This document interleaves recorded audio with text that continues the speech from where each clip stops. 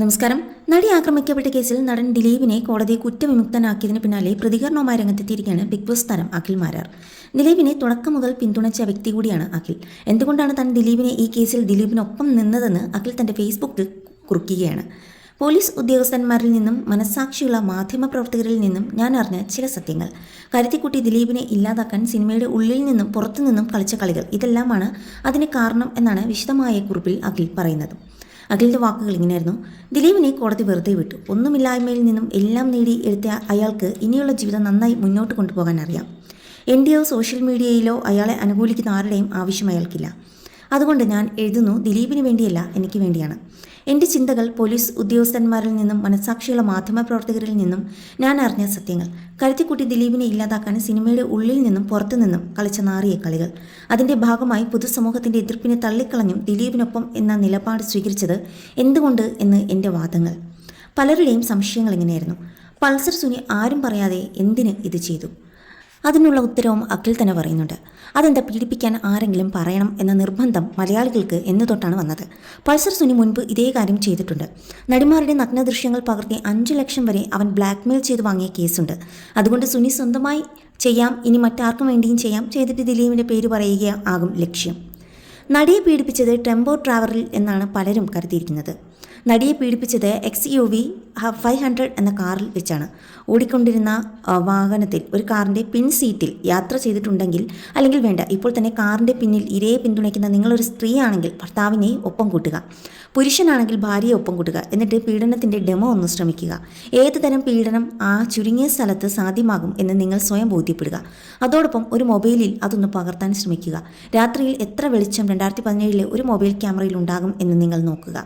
പീഡനത്തിന് വിധേയമാകുമ്പോൾ നിങ്ങൾ രക്ഷപ്പെടാൻ ഡ്രൈവറെ ഉപദ്രവിക്കാൻ ശ്രമിക്കുക. ഡ്രൈവറുടെ സ്റ്റിയറിംഗ് തട്ടിയാൽ വാഹനം അപകടത്തിൽപ്പെടുമോ എന്ന് ചിന്തിക്കുക. അതുകൊണ്ട് നടിയെ ക്രൂരമായി ഉപദ്രവിച്ചു ദൃശ്യം പകർത്താൻ ശ്രമിച്ചതാവാനാണ് സാധ്യത. അതുകൊണ്ട് തന്നെയാണ് കോടതി സുനിയെ ഉൾപ്പെടെ ശിക്ഷിക്കാൻ കാരണമായത്. ഇനി സ്വയം ചിന്തിക്കുക, ഇത്രയും വിവരം കെട്ട ഒരു പ്ലാനിംഗ് 1.5 കോടി കൊടുത്ത് ദിലീപ് ചെയ്യുമോ? ബുദ്ധിയുള്ള ദിലീപിന് ഇതേ കാര്യം റിസ്കില്ലാതെ നടപ്പാലാക്കാൻ ശ്രമിച്ചാൽ പോരെ? മഞ്ജു വാര്യരെ ഉപേക്ഷിച്ച് കാവ്യ കെട്ടിയ ഒരു ക്രൂരനായ ദിലീപ് എന്തുകൊണ്ടാണ് മഞ്ജു വാര്യരെ ഉപേക്ഷിച്ചതെന്ന്, അതിനുള്ള കാരണം മഞ്ജുവിൻ്റെ മകളെ തെളിവ് സഹിതം ബോധ്യപ്പെടുത്തിയ ശേഷം പുറം ലോകം നടിയുടെ ചെയ്തികൾ അറിയാതിരിക്കാൻ വിചാരണ രഹസ്യമായി വേണമെന്ന് കോടതിയിൽ സ്പെഷ്യൽ പെർമിഷൻ എടുത്ത് നടത്തിയതാണ്. ആ യാഥാർത്ഥ്യങ്ങൾ നാളിതുവരെ പുറം ലോകം അറിഞ്ഞിട്ടില്ല എന്നാണ് അഖിൽ മാരാർ പറയുന്നത്. കാവ്യയെ എന്തിനെ കെട്ടി? 2012 ഈ വിവാഹബന്ധം വേർപെടുത്തി 4 വർഷം ഒറ്റയ്ക്ക് ജീവിച്ച ഒരാൾ തൻ്റെ പേരിൽ ജീവിതമില്ലാതായ ഒരു സ്ത്രീയെ ഒപ്പം കൂട്ടാൻ തീരുമാനിക്കുന്നത് ഈ രാജ്യത്ത് ഒരു മഹാ അപരാധമാണോ? കാവ്യയെ കെട്ടിയില്ല എങ്കിൽ ഈ കേസ് പോലും വരില്ല എന്നതായിരുന്നു സത്യം. 2012 വിവാഹബന്ധം വേർപെടുത്തി 2016 കാവ്യയെ വിവാഹം ചെയ്തു. കരുത്തനായി തുടർന്ന ഒരാൾ 2017 സിനിമയിൽ നിന്നും സ്വാഭാവിക പുറത്താകലിന് അടുത്തെത്തിയ ഒരു നടിയെ മുകളിൽ പറഞ്ഞ് വിഡ്ഢിത്തരം നിറഞ്ഞ ഒരു പ്ലാൻ തയ്യാറാക്കും എന്ന് സാമാന്യ ബോധമുള്ള ആരെങ്കിലും വിശ്വസിക്കുമോ എന്നാണ് അഖിൽ മാരാർ പറയുന്നത്.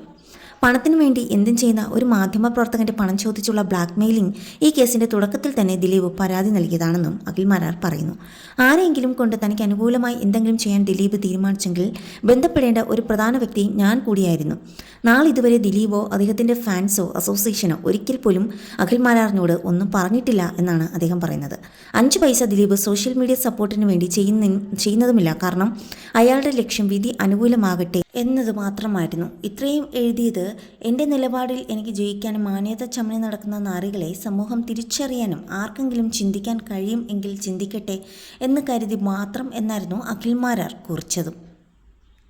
പക്ഷേ ഒരു കാര്യം പറഞ്ഞു നിർത്തട്ടെ, ആർക്ക് തന്നെ കൊട്ടേഷൻ കൊടുത്തതാണെങ്കിലും ഇല്ലെങ്കിലും ഇതിൽ അതിജീവിത അനുഭവിച്ച ട്രോമ അതാർക്കും നികത്താനാവാത്ത ഒരു കാര്യം തന്നെയാണ്. ആര് വേണമെങ്കിലും അനുകൂലിക്കാം, പിന്തുണയ്ക്കാം, തള്ളിപ്പറയാം. പക്ഷേ കർമ്മ എന്നുള്ള ഒരു സത്യം ഇവിടെ നിലനിൽക്കുന്നുണ്ട്. അതെ, സത്യം മറന്നേക്ക് ഒരു നാൾ പുറത്തു വരിക തന്നെ ചെയ്യും.